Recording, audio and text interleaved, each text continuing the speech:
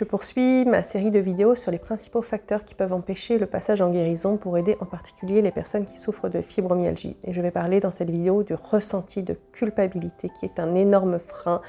à la guérison, au dépassement des situations, que ce soit dans le cadre d'une maladie, la fibromyalgie, ou en particulier les maladies auto-immunes, ou dans nos expériences de vie en général. La culpabilité est un jugement sur soi-même. On considère qu'on est mauvais, qu'on a mal fait les choses, qu'on a fait du mal, et donc on va se rejeter, on va tourner le dos à cette partie de soi qui a besoin d'être accueillie justement pour pouvoir évoluer et se transformer. On va mettre de côté la vraie culpabilité qui est d'avoir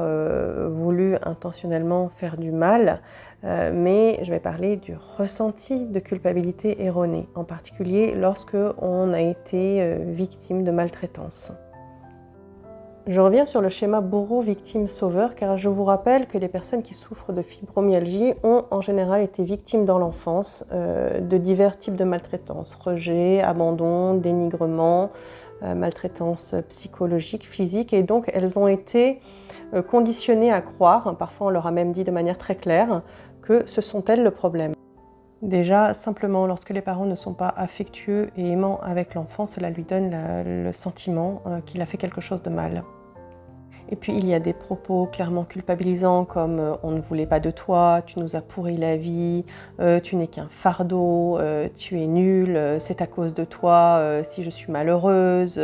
j'aurais eu une autre vie si je ne t'avais pas eu, je ne serais pas restée avec ton père, etc. » Ce qui est très culpabilisant aussi et bloquant lorsque l'enfant a été victime de maltraitance de la part de ses parents, ce sont certaines croyances induites au niveau culturel et religieux qui font que la personne ne peut pas se reconnaître dans sa souffrance et ne peut pas se sentir légitime d'avoir été maltraitée par ses parents. Donc ce sont par exemple dans la religion catholique le fameux « tu respecteras et honoreras tes parents » ou dans la religion musulmane le « paradis est sous le pied de la mer et tu respecteras ta mère, ta mère, ta mère et ton père » et donc il est quasiment impossible d'accuser entre guillemets ses parents de maltraitance. Donc les parents sont intouchables et c'est forcément l'enfant qui est responsable, qui est coupable et qui doit se remettre en question. Et ce genre de croyance laisse complètement le champ libre à un abus d'autorité et à de la manipulation affective des parents sur l'enfant.